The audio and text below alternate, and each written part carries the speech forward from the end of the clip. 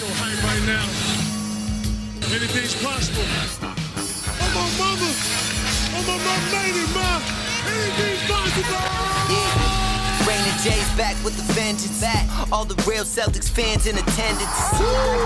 This the truth like 34. This like walking in the garden when you hear the roars.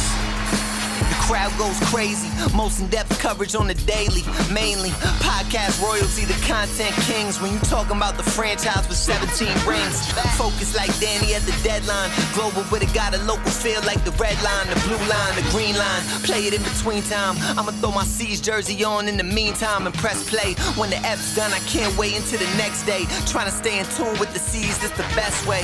Melly. Hey there, welcome back to the Locked On Celtics podcast. Thank you for making this show part of your routine.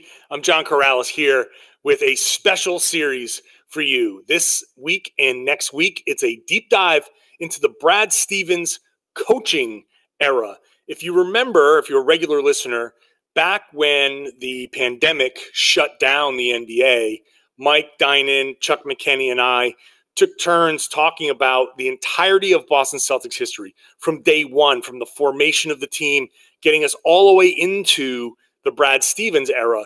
Well, now we're basically going to finish that.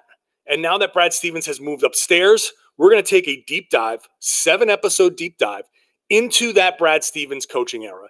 So that's going to start today. 4 shows this week, 3 shows next week, and then Media Day comes up on that following Monday. Next season is right around the corner. So I hope you enjoy this deep dive into the Brad Stevens coaching era. All right, guys, this is great. The old Reds Army team, RIP Reds Army.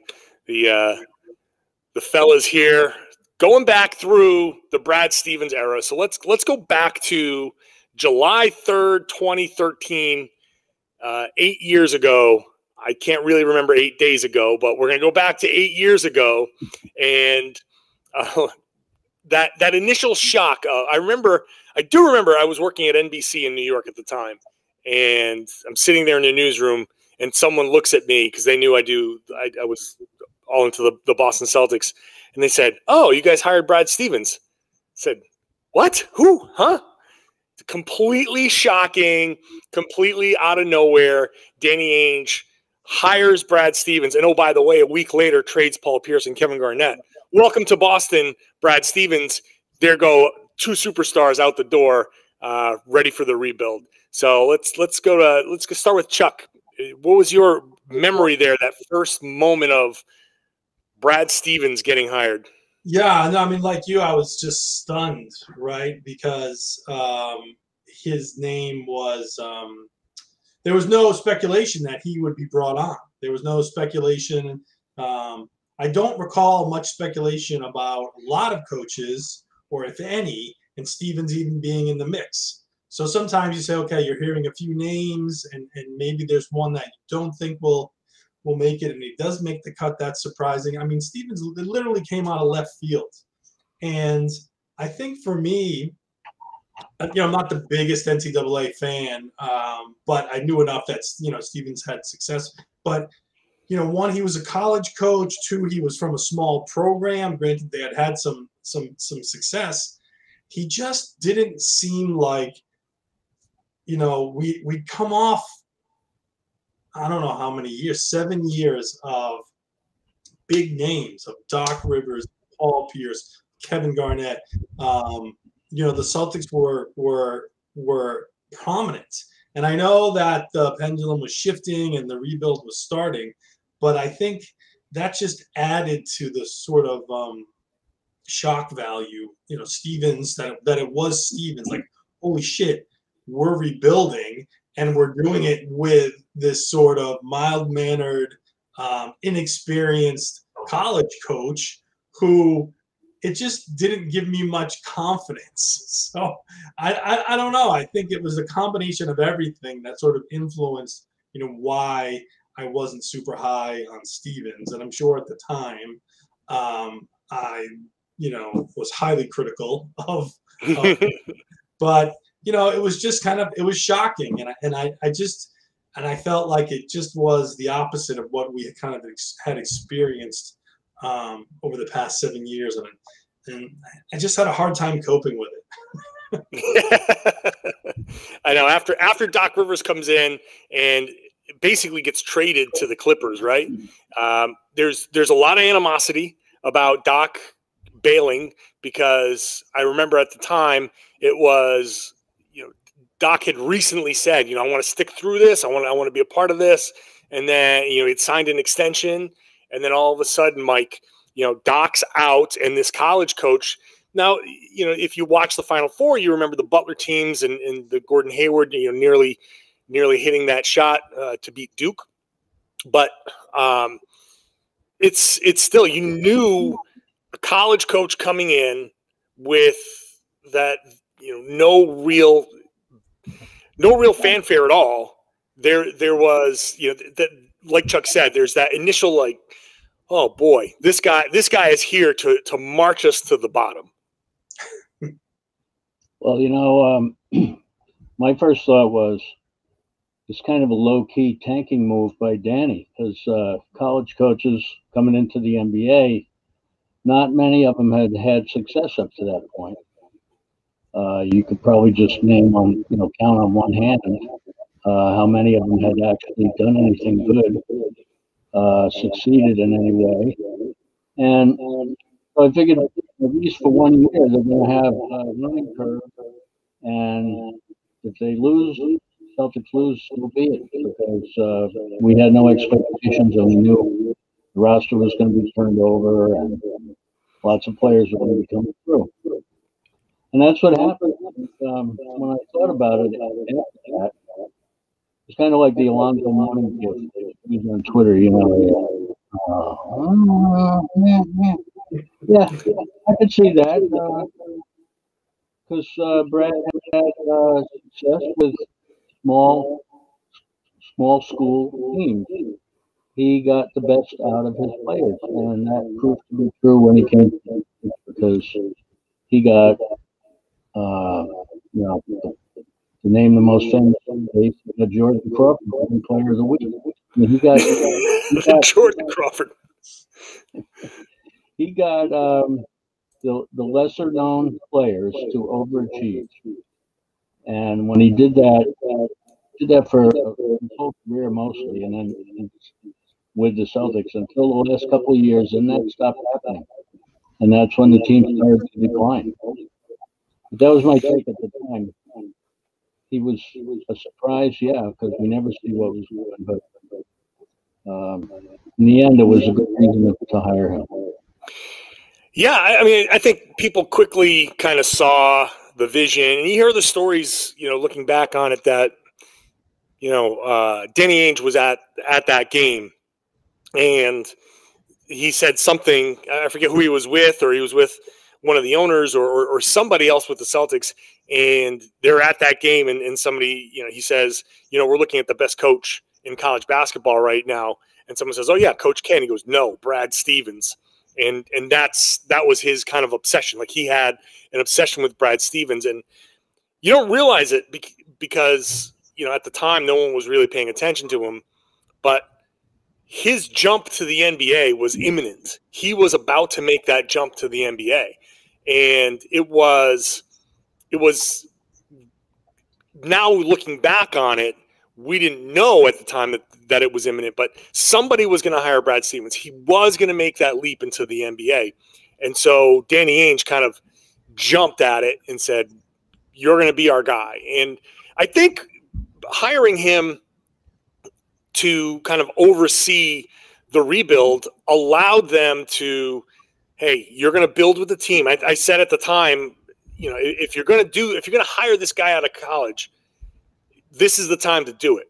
You don't hire the guy out of college to take your team to the next level. You hire the guy out of college to grow with your team, and whatever draft picks you get, they're going to grow with him, and then hopefully that relationship is what's going to carry the team moving forward. And we did see, I think, some of that over the course of time. But that first season was a bit of a mess. It was his worst season.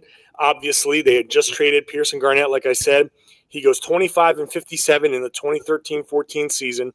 The only time that he won less than 40 games up until this past season, which was a shortened season, so we didn't get the full 82 to see if he could have made it through past 40. But that first season, I still think we saw that promise in Stevens. I thought that first season was, I don't want to say it was a good season, but when we saw, hey, 25 wins, to get that team to 25 wins, I thought, hey, this guy might not be so bad.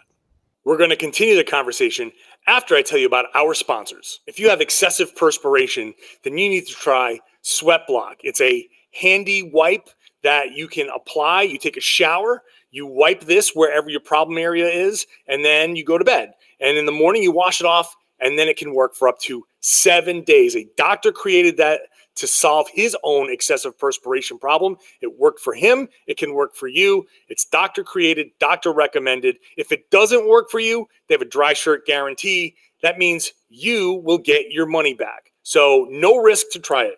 Google it, try it, check it out. Rachel Ray tried it out on their show with firefighters. They applied it, went into burning buildings, did their job, came out, shirts were dry. This is your little secret to confidence. You can wear whatever you want to wear and not worry about it. So whatever you need it for, a presentation, first day on the job, new date, whatever, check it out. Go to sweatblock.com, use the promo code LOCKEDON, you're going to get 20% off. Go to Amazon, read the reviews, 13,000 reviews. It's been a bestseller there for 10 years. So check them out, 20% off at sweatblock.com. with the promo code Locked On. Does this sound familiar? You've got one device that lets you catch the game live, another that lets you stream your favorite shows. Then you're watching the highlights on your phone, and your neighbor's best friend's login gets you the good stuff. Well, I want to tell you about a simple way to get all that entertainment you love without the hassle, and a great way to finally get your TV together. It's called DirecTV Stream, and it brings your live TV and on-demand favorites together like never before, so you can watch your favorite sports, movies, and shows all in one place. That means no more juggling remotes, no need to buy another device ever again. And the best part, there's no annual contract, so get rid of the clutter and the confusion. Get your TV together with DirecTV Stream. You can learn more at directtv.com. That's directtv.com. Compatible device required. Content varies by package. You know, I'm far from a basketball historian, but you know, you just said that you felt like Stevens was primed to be hired to the NBA. But how many coaches? I mean, I think we're used to the John Calipari's, we're used to the Rick Pitino's, we're used to the bigger name coaches, kind of like they're more of a machine. They run the program. Then they come into the NBA and they assume, total control of a franchise, although we've seen that kind of fade away. I'm trying to think. There was that coach from Iowa State, I think, who also went to the Bulls. He wasn't a big name, but I'm drawing a blank on his name. But I feel like Steve. When was the last time an NBA team hired a coach like Stevens, who, because I always thought his logical jump would be to Indiana. And then from Indiana, you go to the NBA. Like, when was the last team to hire a coach who was, and I don't want to, I want to say he was obscure. He had been to 2 Final Fours and championship game. He wasn't like an obscure name, but I still felt like it was surprising. I'm thinking of like Cleveland bringing in David Blatt, Stevens was in that category. I don't think many NBA insiders really expected that.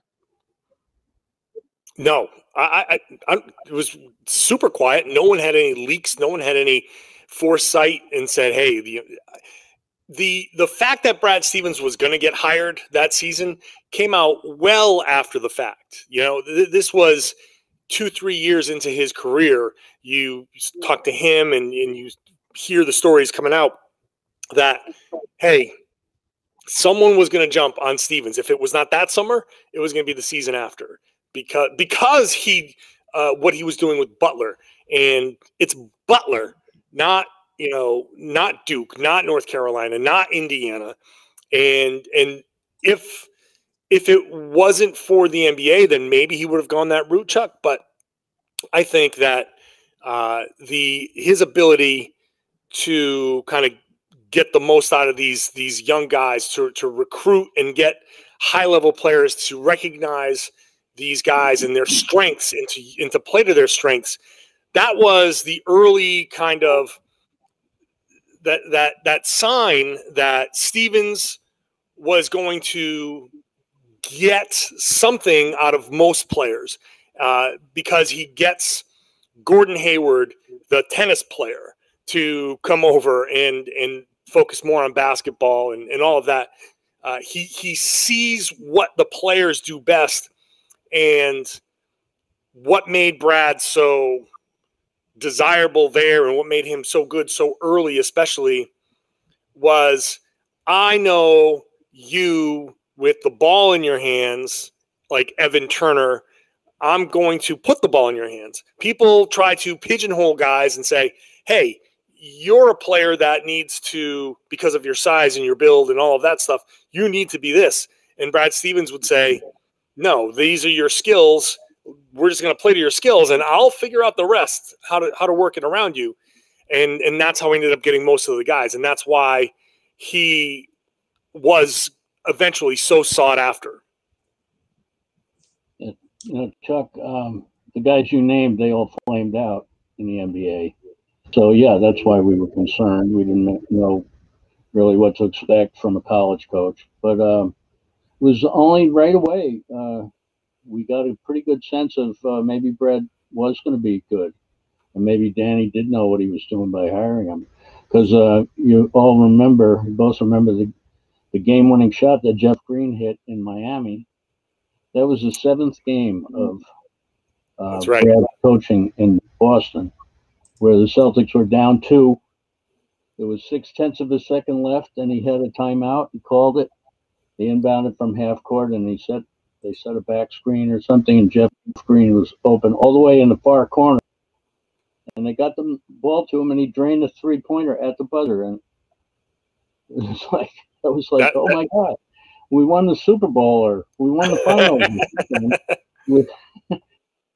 It was out of the blue, and very unexpected, of course. And but it did start to give him a reputation as a coach who could think on his feet and make adjustments, and he became the god of the after timeout play.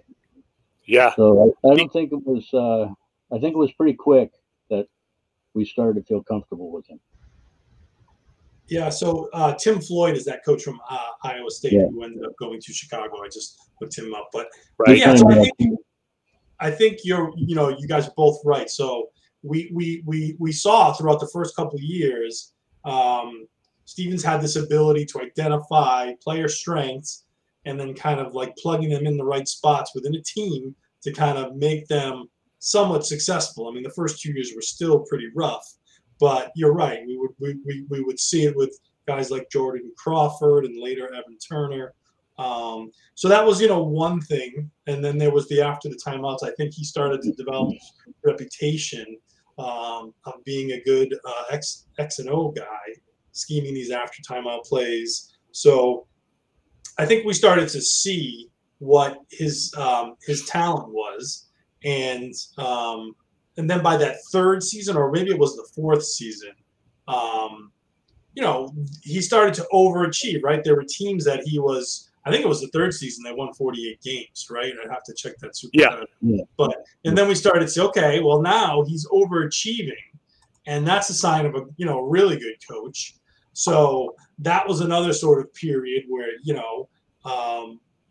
where we could see results from what Stevens was doing. So I think you could I think we came around, but there's still this sort of like gap between, all right, we're starting to buy into Stevens, and then thinking we're any step closer to a championship, right? I mean, the players that were coming in the first couple of years, it was still sort of like, they just, I think if you follow the NBA enough, that going from a crappy 20-win team to a scrappy 40-win team, a lot of teams do that. A lot of teams not named Sacramento do that, right? But But to get from that 40, 45 win team to that 60 win team to be a legit contender, that's where the gap is. So I felt like, we realized that Stevens, we weren't going to be the Kings. We could be not terrible. At least that was what, my perspective. And then, there were lots of other things that happened once, Al Horford came here and stuff. But that's how I feel like we evolved as a fan base around Stevens. We're like, okay, starting to see his strengths. He can do this, right? We're starting to overachieve. Unless you're a talk show host on 98.5 or WEI, then you'd be hooting and hollering. But that's how I kind of viewed it. I think that was, I think it was you were just watching it unfold, his skills and his strengths. Right. Growing with the team. That's the whole thing. Back to wrap up today's show in just a minute. First, got to tell you about today's sponsors. Whatever you need for your car, truck, camper, RV, motorcycle, get it at rockauto.com. No matter how complicated, no matter how simple, go to rockauto.com, enter in your vehicle's information, and then cruise through a very easy to navigate website that gets you the best prices on anything you need. Seriously, if it's an engine part, check them out. If you need wipers, floor mats, whatever, check them out. They're going to save you a ton of money. I've talked to plenty of people who have saved hundreds of dollars using rockauto.com. Don't bother with the chain stores. Don't bother with the dealerships. It's a waste of time to go over there, and you know that you're not going to carry everything that you need. So check out rockauto.com. They've been doing this for over 20 years, serving do-it-yourselfers. So it's worth the time to check them out. Go to rockauto.com right now. See all the parts available for your car or truck. And write Locked On in there. How did you hear about us box? That's how they know we sent you. It's an amazing selection. Reliably low prices, all the parts your car will ever need. rockauto.com. The first season is largely you're planting the seeds here for some level of that what you're just talking about, the overachievement. This is a team. This is the year they sent Keith Bogans home, right? This is the year that you need to go away. Like they were really. Brandon Bass is still on this team, right? Like this, it feels like Brandon Bass played forever ago, but Vitor Favorani was their center. Chris Humphreys. The names on this team here, there were a lot of players on this team. Gerald Wallace. Gerald Wallace became the inbounder. He was the guy that threw all the inbounds passes for these ATOs. He was the designated inbounder for a lot of these, which goes to show, like, this was another thing. Like, it all added up to this aura that started to build with Stevens. He was getting guys to play somewhat well that hadn't played well. He was getting these after timeout plays, and he would do things like you would get the Gerald Wallace, who was washed at the time, but there he is throwing inbounds passes and becoming the inbounds passer. So it's almost like the designated pitcher when you're playing baseball in the yard when you were kids. He was the designated inbounder.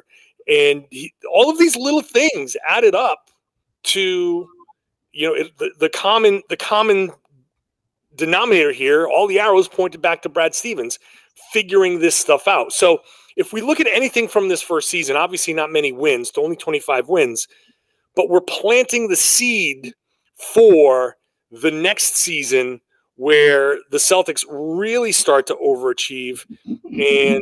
And this is the year they get Isaiah Thomas. And so Brad Stevens, I'll put it this way. I wonder how much of Brad Stevens' aura here was because of Isaiah Thomas. Did Isaiah Thomas succeed because Brad Stevens was doing all of the stuff that I said before? Say, hey, this is what you do best. I'm going to let you shine. They kind of helped each other in a sense. And as Isaiah Thomas, the legend of Isaiah Thomas grew, so did the legend of Brad Stevens. Yeah, that was also the year that his second year they drafted Marcus Smart. And That's right. They drafted James Young too, but we won't talk about him. Marcus Smart, though, came in and that started a string of playoff appearances. They've made the playoffs every year that Smart has been with them. And they did make a lot of trades that season.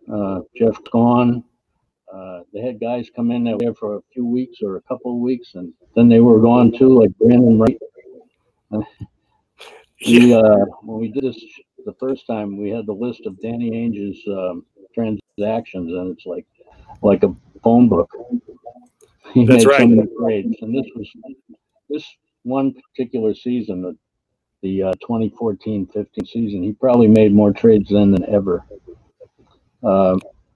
But as far as Isaiah goes, I would give him most of the credit. Brad put him in a position to succeed, but it was Isaiah that forced Brad to put him into the starting lineup. Isaiah that forced Brad to play him as much as he did.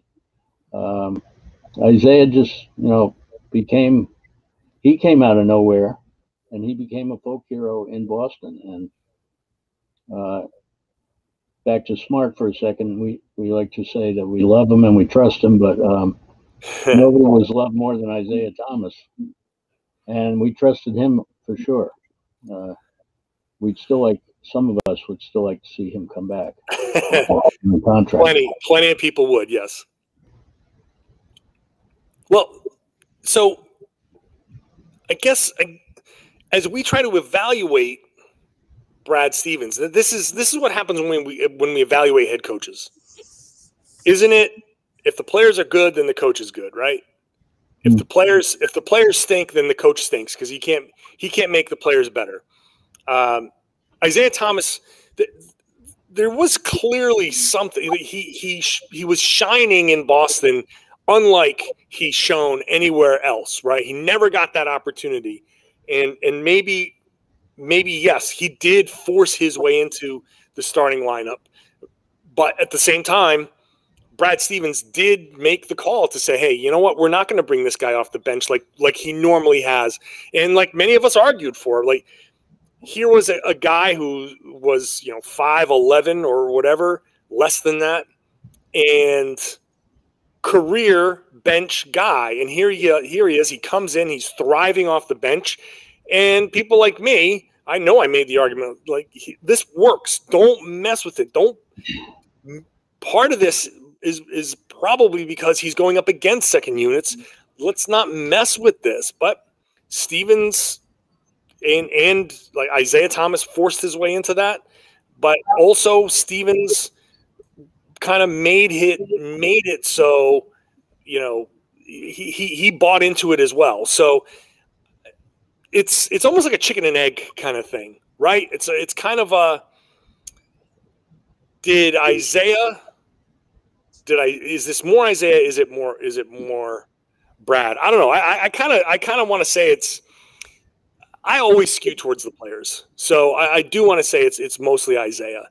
But you cannot deny, Chuck, that Brad did have an influence. Like he was just saying, hey, you know what? We're going to roll with this. I'm not going to pigeonhole this guy into a role that I think he should continue or be in. He's going to I'm going to make it so he's comfortable doing whatever he's doing, and I'm going to adjust to him.